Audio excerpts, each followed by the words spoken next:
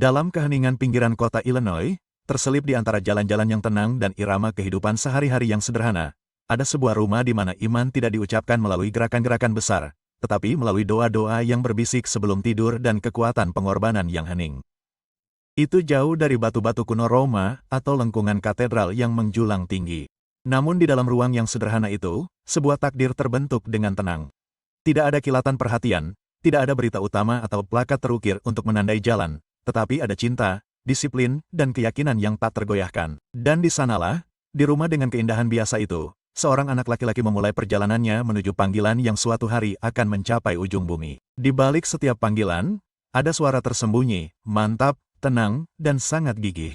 Itu adalah suara seorang ibu yang doanya tidak pernah berhenti, yang imannya tidak pernah goyah, dan yang pengorbanannya jarang terlihat oleh dunia, tetapi dikenal secara mendalam oleh surga.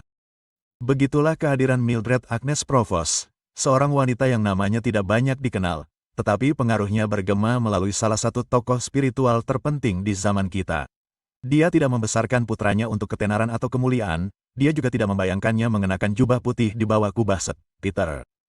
Dia hanya mencintainya dengan cinta yang berakar pada iman, kesabaran, dan kepercayaan pada rencana Tuhan. Di sampingnya ada seorang suami yang setia, seorang ayah yang hidupnya juga ditandai oleh keteguhan dan integritas yang tenang. Bersama-sama, mereka membangun fondasi bukan untuk kebesaran seperti yang didefinisikan dunia, tetapi untuk kekudusan, jenis yang mempersiapkan jiwa untuk mendengarkan ketika Tuhan memanggil. Ini bukan sekadar kisah tentang seorang paus masa depan.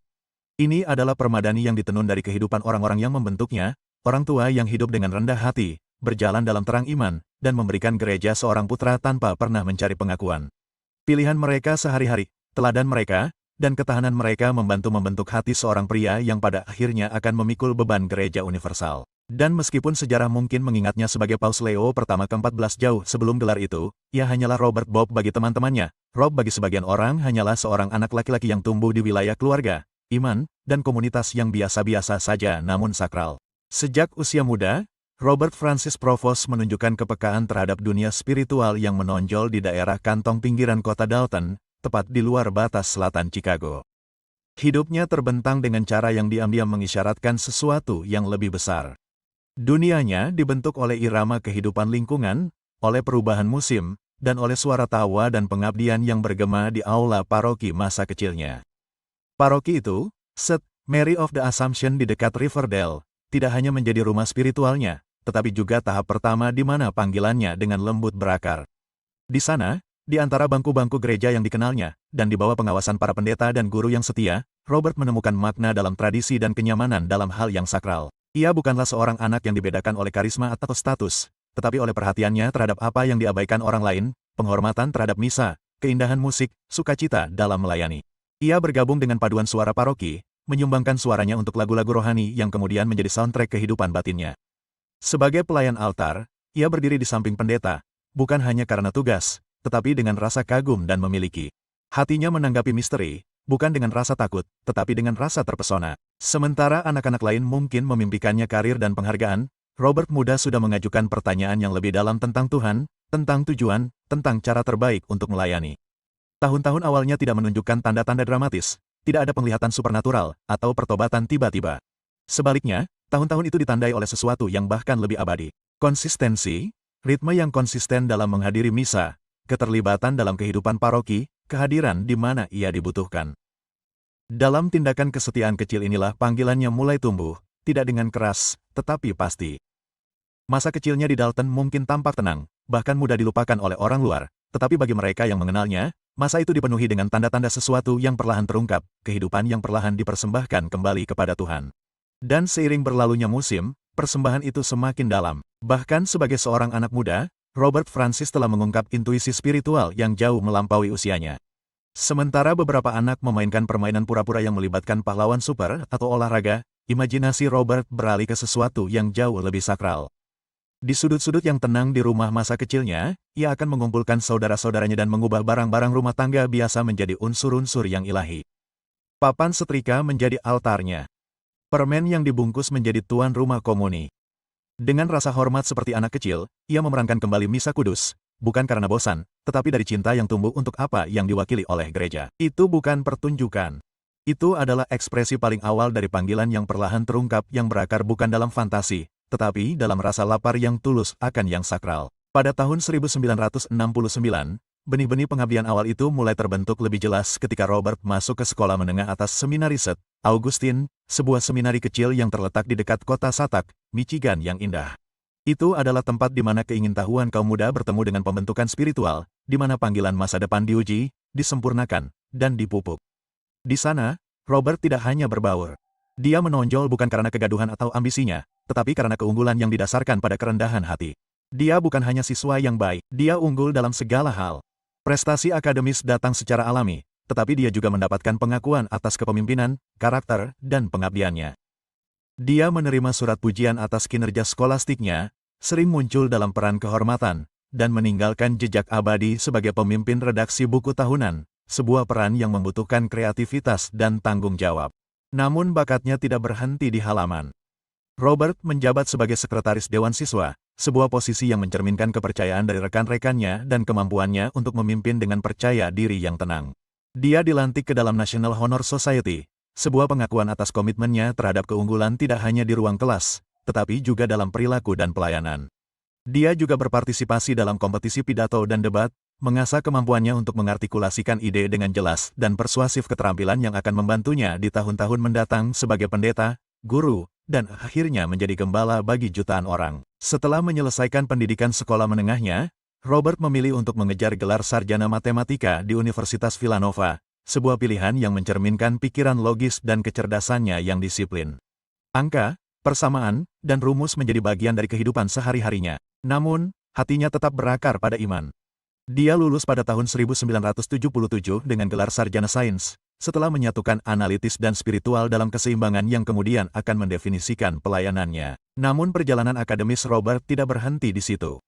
Merasakan panggilan yang semakin dalam untuk melayani Tuhan dengan lebih penuh, ia mendaftar di Catholic Theological Union di Chicago, di mana ia memperoleh gelar Magister Teologi pada tahun 1982. Selama tahun-tahun formatif inilah ia tidak hanya mempelajari teologi, tetapi juga menjalaninya dengan mengajar fisika dan matematika di sekolah menengah atas St. Rita of Cassia. Bagi Robert, pendidikan bukan hanya tentang fakta dan angka. Pendidikan adalah tentang membentuk pikiran, membimbing jiwa, dan membangun karakter pada para pemuda yang dipercayakan kepadanya. Ia mengajar mereka bukan hanya cara memecahkan masalah di atas kertas, tetapi cara menghadapi hidup dengan integritas dan tujuan. Didorong oleh rasa haus akan pemahaman yang lebih dalam dan pelayanan gerejawi, Robert melakukan perjalanan ke Roma untuk melanjutkan pembinaannya. Di Universitas Kepausan St. Thomas Aquinas, salah satu lembaga yang paling dihormati di dunia Katolik, ia mengejar studi lanjutan dalam hukum kanon, bidang yang menggabungkan teologi, penalaran hukum, dan pelayanan pastoral. Ia meraih gelar Lanciate dan doktor yang menunjukkan disiplin akademis dan hati untuk tata kelola gereja. Tesis doktoralnya difokuskan pada peran kepala biara setempat dalam Ordo St. Augustine yang mencerminkan kecintaannya yang mendalam kepada komunitas religius yang telah membentuknya dan keinginannya untuk memberikan kontribusi yang berarti bagi misi yang sedang berlangsung. Sementara kisah Robert sendiri terungkap, penting untuk berhenti sejenak dan mengakui asal-usulnya. Ayahnya Louis Marius Proful membawa serta warisan kekayaan budaya dan kekuatan pribadi. Menurut sumber-sumber Vatikan, Louis membawa warisan Prancis dan Italia, perpaduan tradisi yang tidak diragukan lagi menambah tekstur identitas keluarga Provos. Ia lahir di jantung kota Chicago, kota yang dikenal karena kegigihan, keragaman, dan ketahanannya. Louis adalah seorang pria yang berdedikasi baik untuk negaranya maupun untuk pendidikan. Setelah memperoleh gelar dari Woodrow Wilson Jr. College pada tahun 1940, ia melanjutkan studi lebih lanjut di Universitas DePaul tempat ia memperoleh gelar Master Seni pada tahun 1949. Di DePaul lah ia bertemu dengan calon istrinya Mildred yang terdaftar dalam program pendidikan yang sama. Menurut catatan arsip dari Chicago Tribune, mereka lulus bersama, dua pendidik yang siap menghadapi dunia, berlandaskan pengetahuan dan berkomitmen untuk membentuk generasi berikutnya. Namun, kisah Louis mengandung lebih banyak lapisan. Ia mengabdi untuk negaranya selama Perang Dunia Kedua sebagai anggota Angkatan Laut S yang bangga. Pengabdiannya, yang dicatat oleh NBC dan catatan lokal, ditandai oleh sifat-sifat karakter yang terhormat dan rendah hati yang kemudian akan ia wariskan kepada anak-anaknya. Setelah perang, ia kembali ke kehidupan sipil dan mencurahkan energinya untuk pendidikan publik, akhirnya menjadi pengawas sekolah di kota Chicago. Pekerjaannya tidak glamor, tetapi sangat penting dalam membantu membentuk lanskap pendidikan di salah satu kota terbesar di Amerika sambil menyediakan nafkah bagi keluarganya dengan pengabdian yang teguh. Inilah dunia yang membentuk Robert Francis Provos, bukan dunia yang penuh dengan hak istimewa atau kekayaan, tetapi dunia yang penuh dengan tujuan yang berakar pada iman, pendidikan, dan pelayanan. Dari awal yang sederhana inilah calon Paus Leo pertama ke-14 suatu hari nanti akan bangkit, membawa serta kekuatan tenang dari orang tuanya, nilai-nilai yang ditanamkan sejak kecil, dan kebijaksanaan yang diperoleh melalui seumur hidup belajar dan mengabdi. Sepanjang hidupnya, Louis Marius Provos bukan hanya seorang pria yang cerdas dan suka mengabdi, tetapi juga memiliki komitmen yang teguh terhadap komunitasnya. Karir profesionalnya jauh melampaui ruang kelas. Ia mengemban peran kepemimpinan yang menempatkannya di pusat pendidikan dan agama di wilayah Chicago. Di antara sekian banyak kontribusinya, ia menjabat sebagai kepala sekolah Mount Carmel High School yang bersejarah, sebuah lembaga yang dikenal karena membentuk generasi pemuda dalam karakter, pengetahuan, dan iman. Kemudian, ia mengambil peran sebagai pengawas untuk Glenwood School District 167, di mana ia mengawasi pengembangan program pendidikan yang berdampak pada banyak siswa dan keluarga. Pengaruhnya tidak hanya bersifat administratif, pengaruhnya sangat pribadi. Siswa, guru, dan orang tua sama-sama mengingatnya sebagai sosok pembimbing yang tegas dan penuh kasih sayang, seseorang yang memimpin bukan untuk pujian, tetapi karena ia percaya pada kekuatan pembentukan dan pembelajaran. Namun pengabdian Louis tidak terbatas pada ruang akademis. Ia juga merupakan pilar komunitas parokinya di St. Mary of the Assumption, gereja yang sama yang telah memelihara iman putranya. Menurut catatan sejarah dan arsip dari Chicago Tribune, Louis mengambil peran sebagai presiden Altar and Rosary Society, peran yang tidak biasa tetapi sangat berarti bagi seorang pria, yang menunjukkan betapa pribadinya ia terlibat dalam mempromosikan kehidupan paroki dan praktik spiritual. Ia tidak hanya menghadiri misa, ia membantu membentuk pengalaman ibadah dan pelayanan di komunitasnya. Salah satu tindakan pelayanan yang sangat mencolok adalah keterlibatannya dalam inisiatif paroki yang mendistribusikan lebih dari 1.000 vaksin polio gratis, sebuah kampanye yang menyatukan iman, kesehatan masyarakat, dan amal di saat kebutuhan masyarakat yang nyata. Ini bukan sekadar tugas sipil, ini adalah refleksi dari prinsip Katolik tentang mencintai sesama melalui tindakan. Louis menjalani hidupnya dengan kerendahan hati dan tekad hingga kematiannya pada tahun 1997.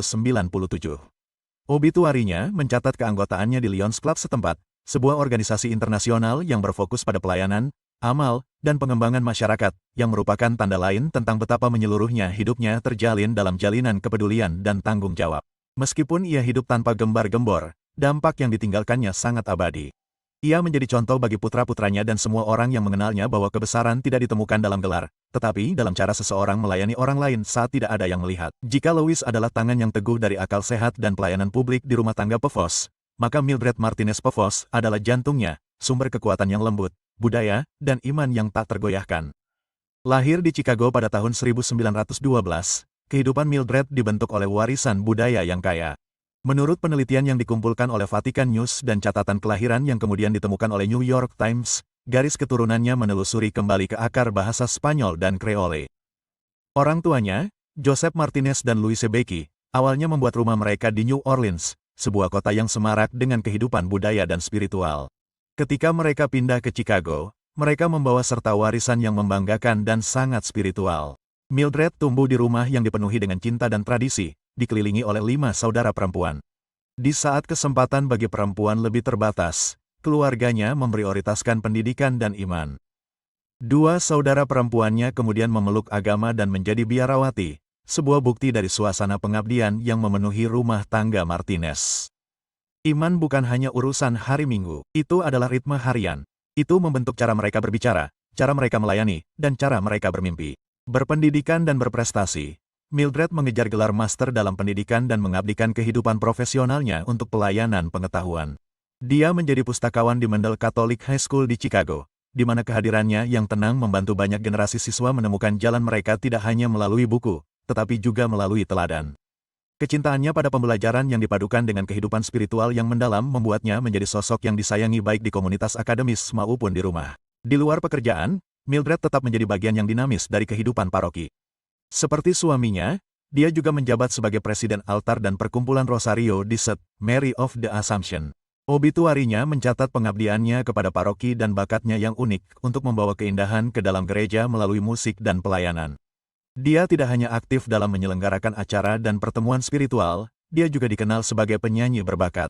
Suaranya, yang sering kali meninggi dalam penghormatan kepada Perawan Maria, membawa kedamaian dan kegembiraan bagi banyak orang. Salah satu momen yang tak terlupakan dari masa mudanya adalah partisipasinya dalam Festival Musik Chicago tahun 1941, di mana bakatnya sebagai vokalis dibagikan kepada khalayak yang lebih luas jauh sebelum mikrofon dan rekaman dapat mengabadikan momen tersebut. Mereka yang mengenal Mildred sering mengingatnya sebagai wanita yang anggun dan kepemimpinan yang lembut. Ia membawa dirinya dengan bermartabat, tetapi tetap mudah didekati. Imannya tidak bersifat performatif, imannya sangat menyatu dengan dirinya. Dan seperti suaminya, ia meninggalkan warisan bukan berupa kekayaan atau kesuksesan duniawi, tetapi cinta yang mendalam dan pengabdian tanpa pamrih. Ketika ia meninggal pada tahun 1990, kehilangannya sangat dirasakan oleh keluarganya dan juga parokinya. Namun, semangatnya terus berlanjut, terutama pada anak-anaknya, dan terutama pada anak bungsunya, semuanya Robert. Ya, Paus Leo pertama ke-14, yang lahir dengan nama Robert Francis Provos, adalah anak ketiga dari 3 bersaudara, yang termuda dalam keluarga yang dibentuk oleh disiplin, musik, pendidikan, dan doa. Menjadi anak bungsu seringkali berarti menjadi penerima kebijaksanaan dan pengamat yang tenang. Dalam kasus Robert, itu berarti tumbuh di bawah contoh-contoh kuat dari 2 kakak laki-lakinya, sementara juga menyerap irama yang mantap dari sebuah rumah di mana pelayanan bukan sesuatu yang diajarkan tetapi dijalani. Dalam banyak hal, orang tuanya membentuk semacam katedral rumah tangga, tempat di mana setiap hari adalah persembahan dan setiap anak adalah hadiah yang dipercayakan kepada Tuhan. Melalui cinta yang tak kenal lelah dari Lois dan iman yang cemerlang dari Mildred, Robert tidak hanya dibesarkan. Ia dibentuk dengan hati-hati, penuh kasih, dan dengan rasa tujuan yang suatu hari akan menjangkau jauh melampaui jalanan Illinois yang tenang. Di antara saudara-saudara Provos, masing-masing mengukir jalan yang unik. Namun semuanya dibentuk oleh pilar-pilar yang sama yang tak tergoyahkan, iman, keluarga, dan pelayanan. Louis Martin Provos, yang tertua, mengabdikan diri untuk negaranya dengan penuh keistimewaan sebagai anggota Angkatan Laut Amerika Serikat. Setelah menyelesaikan dinas militernya, ia beralih ke dunia teknologi komputer yang sedang berkembang, sebuah bidang yang berkembang pesat pada paruh kedua abad ke-20. Karyanya di bidang ini menunjukkan keterampilan teknis dan kemampuan beradaptasi. Pola pikir yang berpikiran maju yang mengalir pelan dalam garis keturunan keluarga yang diprovos. Kini, Louis menjalani kehidupan yang lebih tenang di Florida, jauh dari jalanan ramai masa mudanya. Namun, nilai-nilainya tetap berlabuh pada pelajaran yang diwariskan dari orang tuanya. John Joseph Provos, saudara tengah, mengikuti jalan yang menggemakan warisan pendidikan ibu dan ayah mereka. Seorang pendidik sekolah Katolik yang sudah lama dan akhirnya menjadi kepala sekolah, John mendedikasikan lebih dari 20 tahun untuk kelas, yang selalu dipenuhi siswa yang mencari bimbingan, dan untuk misi membentuk pikiran dan hati sesuai dengan kebenaran dan kasih sayang.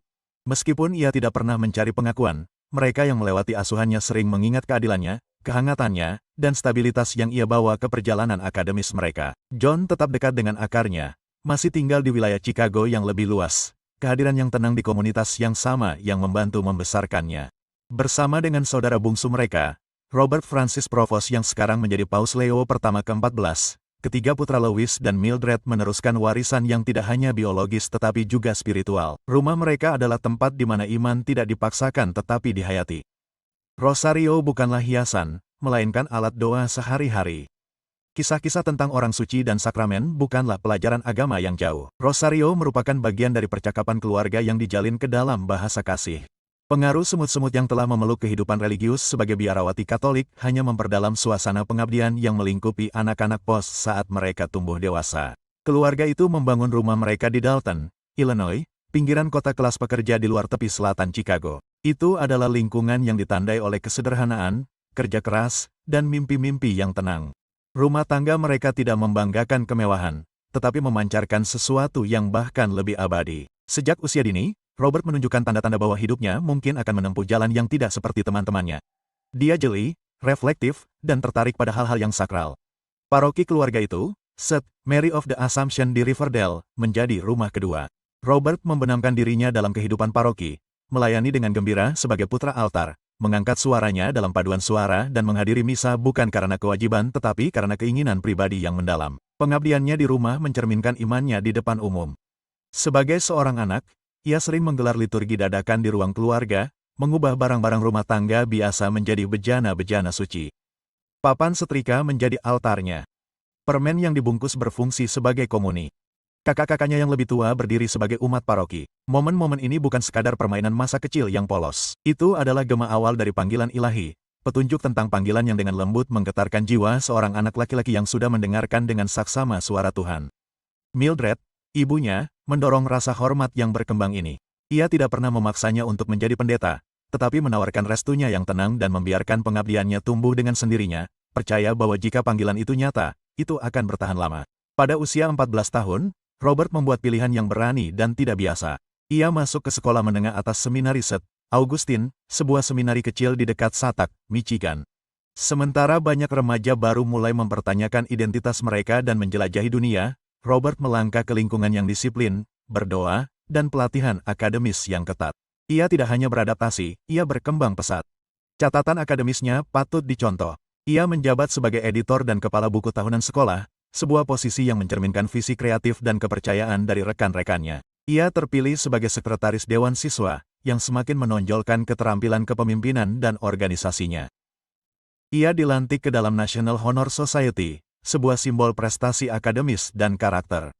Namun, yang mungkin lebih penting, waktunya di seminari memperdalam imannya dan menguji akar kehidupan spiritualnya. Itu bukan lagi ketertarikan masa kecil. Itu menjadi perjalanan untuk membedakan, mempelajari apa artinya melayani, memimpin, dan berkorban. Robert tidak hanya bertumbuh dalam pengetahuan, tetapi juga dalam kerendahan hati, dan panggilannya mulai terbentuk lebih kuat saat ia mendedikasikan dirinya untuk berdoa, belajar, dan hidup bermasyarakat. Setelah menyelesaikan sekolah menengah seminari, ia melanjutkan pengejaran intelektualnya di Universitas Villanova, sebuah lembaga Katolik yang dikenal karena ketelitian akademis dan landasan spiritualnya. Di sana, ia memperoleh gelar sarjana sains dalam matematika pada tahun 1977. Pilihannya terhadap matematika, sebuah bidang yang ditandai dengan logika, struktur, dan kejelasan, mencerminkan pikirannya yang disiplin dan bakat analitisnya. Namun, meskipun ia unggul dalam disiplin sekuler ini, jiwanya tetap tertarik pada misteri Tuhan yang lebih dalam. Pada tahun 1982, Robert menyelesaikan gelar Magister Teologi di Catholic Theological Union di Chicago. Selama masa pembentukan ini, ia juga mengajar matematika dan fisika di sekolah menengah Katolik setempat, memadukan intelektual dan pastoral dalam harmoni yang mulus. Selama tahun-tahun inilah ia bertemu dengan Ordo St. Augustine, yang kehidupan komunitas dan tradisi spiritualnya berbicara dalam hatinya. Keterlibatannya dengan para Augustinian akan menjadi titik balik dan undangan ke dalam kehidupan pelayanan keagamaan yang diikrarkan, doa bersama, dan misi global. Ketika jalan Robert menuju kehidupan religius menjadi lebih jelas, ia memulai studi teologi tingkat lanjut yang kemudian akan mendukung pelayanannya sebagai uskup dan akhirnya sebagai paus. Namun, meskipun perjalanannya menjadi lebih umum, hatinya tetap berakar pada keluarganya dan dalam kenangan akan dua orang yang telah membimbingnya dengan begitu setia di tahun-tahun awalnya. Adalah kebenaran yang menyedihkan bahwa tidak satupun dari kedua orang tua Robert yang hidup untuk melihat mekarnya panggilannya sepenuhnya. Ibunya tercinta, Mildred Agnes Provos, meninggal dunia pada tahun 1990 sebelum ia ditahbiskan sebagai uskup. 7 tahun kemudian, pada tahun 1997, ayahnya Louis Marius Provos juga meninggal dunia. Keduanya telah menyaksikan pengabdiannya, studinya, dan masuknya ia ke dalam kehidupan religius. Namun, keduanya tidak hidup untuk menyaksikan hari ketika putra mereka akan dipilih sebagai gembala seluruh keuskupan atau suatu hari gereja universal. Pada tahun 2014, lama setelah mereka meninggal, Robert Provos diangkat menjadi uskup Chiclayo, Peru. Sebuah peran yang akan lebih mempersiapkannya untuk kepemimpinannya di masa depan. Meskipun mereka tidak dapat hadir secara fisik untuk merayakan tonggak sejarah ini, kehadiran mereka tidak dapat disangkal di sana, terjalin dalam dirinya. Setiap kata yang ia ucapkan, setiap tindakan pastoral yang ia lakukan mengandung di dalamnya cinta, kekuatan, dan pembinaan yang telah ia terima dari mereka. Dan sekarang sebagai Paus Leo pertama ke-14, ia terus menghormati mereka tidak hanya melalui perannya sebagai pemimpin spiritual global, tetapi dalam setiap keputusan yang tenang yang berakar pada iman, kerendahan hati, dan pelayanan. Kisah mereka terus hidup dalam dirinya, dan melalui dirinya kisah itu menyentuh dunia. Meskipun Louis dan Mildred Provos tidak sempat menyaksikan putra mereka mencapai puncak otoritas episkopal dan kepausan, mereka diberkati untuk menemaninya melalui banyak tonggak sakral yang menandai perjalanannya menuju kehidupan yang dibaktikan kepada Tuhan. Mereka hadir selama beberapa bab paling formatif dari panggilannya. Pada tahun 1982, mereka berdiri di antara umat beriman yang berkumpul dalam keheningan penuh khidmat saat putra bungsu mereka ditahbiskan menjadi pendeta. Itu adalah momen yang memahkotai tahun-tahun penegasan, persiapan, dan doa, puncak dari jalan yang telah ia mulai jalani sebagai seorang anak laki-laki, memerankan kembali liturgi di ruang makan keluarga mereka. Sejak tahun 1985 dan seterusnya, putra mereka akan menjawab panggilan untuk melayani sebagai misionaris di Peru, jauh dari irama Illinois yang sudah dikenalnya. Di sana, di tengah jalan yang tertutup debu dan iman yang bersemangat dari masyarakat setempat, ia mencurahkan dirinya ke dalam kehidupan masyarakat, mempelajari bahasa mereka, hidup di antara mereka, dan menjadi jembatan antara budaya dan hati. Itu bukanlah kehidupan yang mudah, tetapi itu adalah kehidupan yang memiliki tujuan yang mendalam. Pada tahun-tahun berikutnya, kepemimpinannya dalam Ordo St. Augustine semakin mendalam. Kerendahan hatinya yang alami, ditambah dengan kekuatan intelektual dan kedewasaan spiritual, membawanya ke peran-peran yang semakin bertanggung jawab. Pertama, ia dipercayakan dengan posisi prior provinsial, yang mengawasi kehidupan dan misi Ordo di wilayah utama. Akhirnya, ia dipanggil untuk melayani sebagai prior jenderal, jabatan tertinggi di seluruh Ordo Augustinian. Itu adalah peran yang menempatkannya di pucuk pimpinan keluarga spiritual global yang berakar pada warisan St. Augustine, namun menghadapi tantangan dunia modern. Melalui semua itu, satu suara tetap konstan di hatinya, suara ibunya, yang doanya telah dengan tenang membawanya melewati lembah-lembah dan rasa akan panggilannya. Dan jika Mildred Provos dapat membagikan hatinya di depan umum, refleksinya mungkin terdengar seperti ini. Saya masih ingat suara kaki-kaki kecil berlarian di lorong-lorong rumah kami di Dalton, Illinois. Gema tawa, cekikikan teredam, dan ketukan lembut sepatu kecilnya di lantai dapur. Anak bungsu saya, Robert, memiliki binar di matanya. Bukan jenis yang mencari perhatian, tetapi jenis yang melihat sesuatu yang tak terlihat, sesuatu yang sakral. Saya akan memperhatikan saat dia menyusun prajurit mainannya, bukan untuk berperang, tetapi dalam barisan rapi seperti pelayan altar yang sedang mempersiapkan misa. Meja makan kami menjadi tempat perlindungannya. Handuk yang disampirkan di bahunya menjadi tempat minum darurat. Dia akan mengangkat kue dengan sangat serius, seolah-olah itu adalah hosti yang disucikan, dan dia akan membisikkan kata-kata yang terlalu pelan bagi saya untuk mendengar kata-kata yang saya yakin hanya surga yang benar-benar mengerti. Ada sesuatu tentang Robert saat itu, keheningan di dalam dirinya yang berbicara banyak hal. Sumur kelembutan yang dalam, rasa ingin tahu, kerinduan untuk memberi lebih dari yang dia ambil. Saya tidak pernah menyuruhnya menjadi pendeta. Bukan seperti itu cara Tuhan bekerja. Panggilan sejati tidak datang dari desakan. Itu datang dari doa. Jadi saya berdoa setiap malam, setiap pagi. Saya berdoa bukan hanya untuk Robert, tetapi juga untuk semua putra saya agar mereka tumbuh menjadi pria yang berani, terhormat, dan beriman. Saya serahkan mereka ke tangan ibu yang terberkati, percaya bahwa ia akan membimbing mereka ke tempat yang tidak dapat saya jangkau. Ketika Robert datang kepada saya di usia 14 tahun dan berkata bahwa ia ingin masuk seminari, hati saya dipenuhi dengan kebanggaan dan kesedihan. Kasih sayang seorang ibu adalah hal yang sangat lembut. Kita ingin memeluk anak-anak kita erat-erat agar mereka aman selamanya. Namun, kita juga tahu bahwa kita harus melepaskan mereka, terutama ketika mereka lebih menjadi milik Tuhan daripada milik kita. Saya menangis malam itu, bukan karena saya meragukan pilihannya, tetapi karena saya tahu ia tidak akan pernah benar-benar menjadi milik saya lagi. Ia diserahkan kepada gereja, kepada dunia, kepada sesuatu yang jauh lebih besar daripada rumah kecil kami. Saya menyaksikannya bertumbuh melalui seminari, melalui malam-malam belajar yang panjang, dan doa pagi-pagi sekali. Saya melihat caranya berubah, bagaimana tatapannya semakin dalam, bagaimana senyumnya menjadi lebih tenang, bagaimana ia membawa dirinya dengan kedamaian yang baru. Saya ingat keheningan retretnya, rasa sakit melihatnya pergi setelah liburan, kegembiraan dalam surat-suratnya ke rumah. Dan saya tidak akan pernah melupakan hari ketika ia mengucapkan kaulnya dengan para Agustinian. Suaranya bergetar ketika mengucapkannya, bukan karena takut, tetapi karena rasa hormat. Ia tahu, seperti saya, bahwa ini bukan kata-kata kosong. Itu adalah janji-janji yang disegel di surga. Dan kemudian pada tahun 1982, tibalah saatnya ketika ia berdiri di altar, bukan sebagai anak kecil saya, tetapi sebagai seorang pendeta Tuhan. Saya ada di sana. Saya berdiri di antara bangku-bangku gereja, tangan saya gemetar, air mata mengalir tanpa suara di pipi saya. Ketika ia mengangkat piala untuk pertama kalinya, tangannya tetap tenang, tetapi matanya bersinar dengan sesuatu yang abadi. Putra saya, Pastor Robert, sekarang menjadi bejana kasih karunia, dan saya, ibunya, tidak pernah lebih bangga atau lebih rendah hati. Meskipun kata-kata ini mungkin tidak pernah direkam, kata-kata ini hidup dalam ingatan orang-orang yang mengenal Mildred dan cinta yang dalam dan abadi yang ia bawa dalam hatinya untuk anak-anaknya, terutama anak yang akan memimpin gereja. Doa-doanya, kesabarannya, dan imannya yang tak tergoyahkan tertulis dalam kehidupan Paus Leo pertama ke-14. Ia tidak ada di sana ketika ia diangkat menjadi uskup atau dipilih sebagai paus. Namun, cintanya ada dalam setiap kata yang diucapkannya, setiap berkat yang diberikannya, dan setiap jiwa yang dipeluknya dalam nama Kristus. Ada saat-saat bahkan sekarang ketika saya memejamkan mata dan saya masih dapat melihatnya, anak kecil yang dulu dan pria yang akan menjadi dirinya. Dalam ruang yang halus antara ingatan dan keabadian, saya melihat anak laki-laki kecil dengan mata lebar dan tangan yang lembut, menyampirkan handuk di bahunya seperti jubah pendeta, menirukan doa-doa yang hampir tidak dapat diucapkannya, tetapi sudah dipahaminya dengan hatinya. Saya melihat cara alisnya berkerut karena konsentrasi saat ia menata mainannya dalam prosesi, atau bagaimana suaranya melembut saat ia menyanyikan himne di rumah kami, bukan untuk pamer, tetapi sebagai bisikan cinta kepada surga. Dan sama jelasnya, saya melihat pria yang tumbuh menjadi dirinya dibentuk tidak hanya oleh gereja, tetapi juga oleh kesulitan, doa, dan cinta. Meskipun kehidupan duniawi saya berakhir sebelum saya dapat menyaksikan putra saya berdiri di bawah martabat yang berat dari mitra uskup, saya tidak pernah menganggap itu sebagai kehilangan. Jiwa saya tidak menunggu gelar atau jubah untuk mengesahkan panggilannya.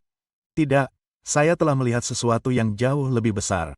Saya telah melihatnya membawa beban jiwa yang tak terlihat, beban tak terlihat yang berada di pundaknya jauh sebelum ia mengenakan jubah resmi apapun. Saya telah melihatnya melayani mereka yang membutuhkan dengan sukacita yang tidak keras, tetapi berseri-seri di kota-kota berdebu dan kapal-kapal sederhana di Peru. Saya tahu ia berjalan di antara orang-orang miskin, bukan sebagai orang asing yang menawarkan bantuan, tetapi sebagai saudara yang berbagi dalam kehidupan mereka, luka-luka mereka, dan harapan-harapan mereka. Tidak ada tepuk tangan di sana, tidak ada panggung-panggung megah, hanya keaslian, hanya cinta. Dan mungkin itulah sebabnya saya tidak pernah mendambakan pujian atas namanya. Hatinya telah naik ke tempat yang seharusnya.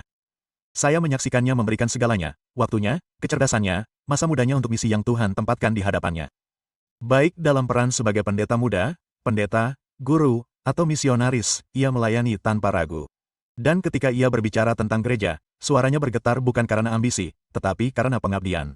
Ia tidak mencintai gereja sebagai lembaga untuk bangkit dari dalam. Ia mencintainya seperti seorang pengantin pria mencintai istrinya, seperti seorang anak mencintai ibunya, dengan rasa hormat, dengan pengorbanan, dengan sukacita. Ada suatu malam, tidak lama sebelum saya meninggal, ketika ia duduk di samping saya setelah kembali dari Peru. Tangannya kapalan, matanya lelah, tetapi jiwanya berseri-seri dengan damai. Kami duduk dalam keheningan untuk waktu yang lama dan kemudian ia hanya berkata, "Mama, aku merasa paling dekat dengan Tuhan ketika aku bersama orang-orang yang tidak memiliki apa-apa." Satu kalimat itu memberitahuku segalanya. Ia tidak membutuhkan mahkota. Ia telah menemukan kerajaan. Jadi, tidak, saya tidak ada di sana pada hari ia menjadi uskup. Tetapi saya telah melihat sesuatu yang lebih sakral. Saya telah melihat transformasi jiwa menjadi seorang hamba. Saya telah melihat pembentukan seorang pria yang tidak akan memerintah tetapi menjadi gembala, yang tidak akan berbicara untuk didengar, tetapi untuk menyembuhkan. Dan sekarang, dari tempat saya tinggal melampaui waktu, saya terus mengamati, bukan dengan terkejut, tetapi dengan kagum. Untuk semua yang dia miliki saat ini, dia selalu menjadi dirinya. Dan saya bersyukur kepada Tuhan bahwa saya diberi karunia untuk menjadi ibunya, bukan hanya untuk sementara, tetapi selamanya. Gelar tidak membentuk jiwa seorang gembala. Gelar tidak menghembuskan kehidupan ke dalam belas kasih atau mengukir jalan kepemimpinan pelayan sejati. Sebuah mitra mungkin memahkotai kepala, tetapi hatilah yang menentukan apakah seseorang benar-benar berjalan mengikuti jejak gembala yang baik. Dan anak saya, Robert saya, memiliki hati seperti itu jauh sebelum ada yang memanggilnya ayah, uskup, atau paus.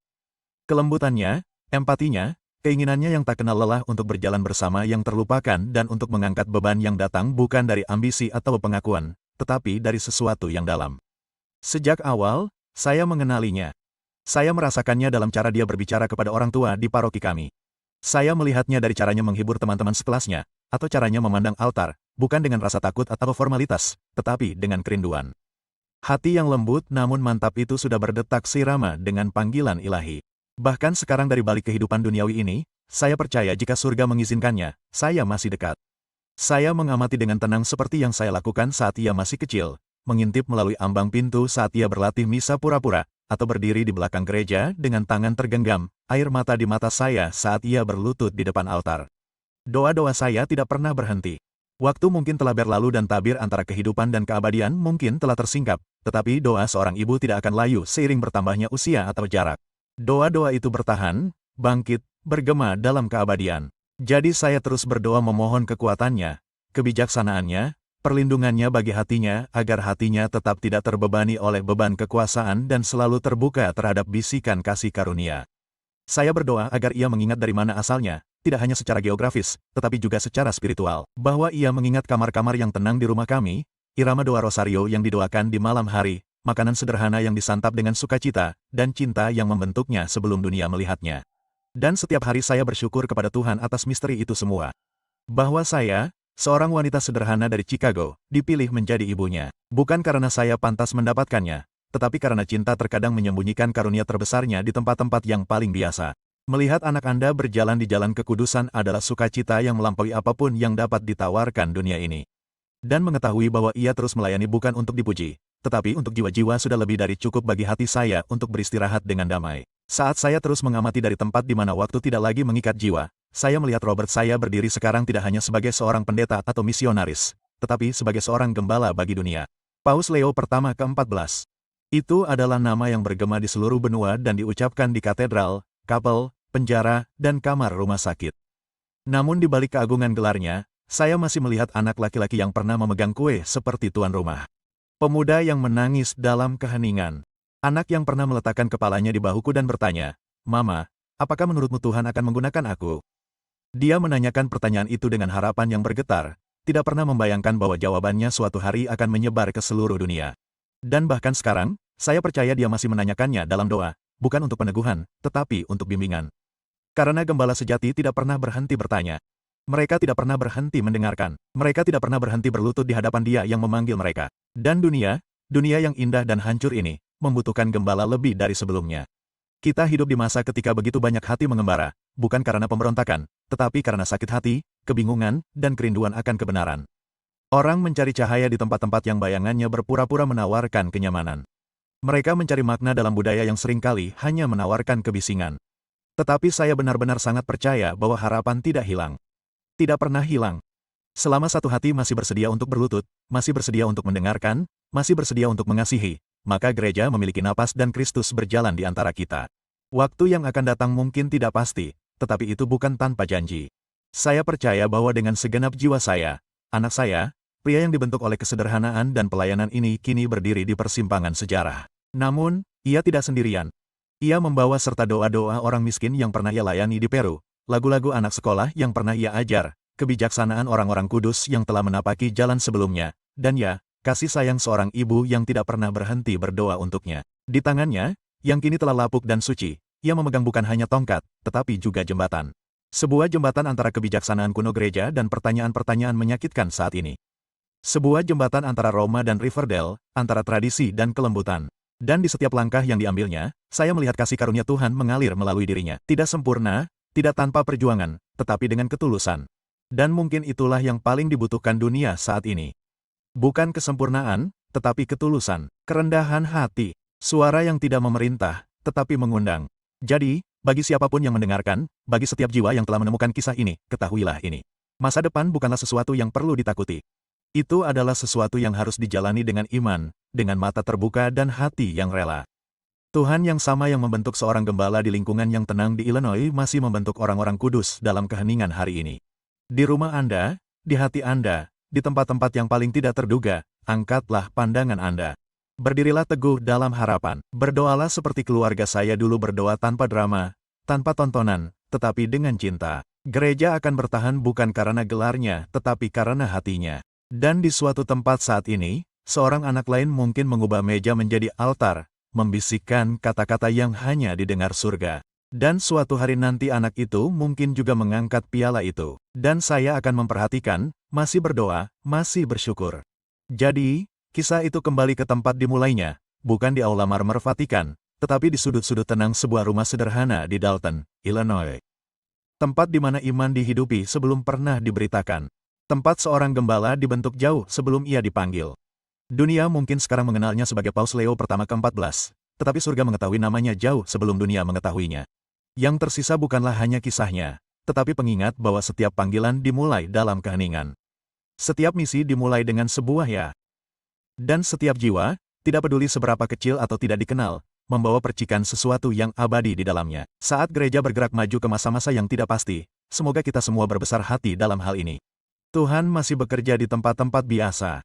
Dia masih berbicara dengan berbisik. Dia masih membangkitkan para pemimpin dari rumah-rumah yang tidak mungkin dan melalui mereka dia masih membawa harapan bagi dunia yang lelah. Berdoalah untuk Paus Leo pertama 14. Berdoalah untuk gereja. Dan jangan pernah meragukan bahwa iman Anda yang tenang, doa-doa Anda yang tak terlihat, tindakan cinta Anda sehari-hari, semuanya itu juga sedang membangun sesuatu yang suci.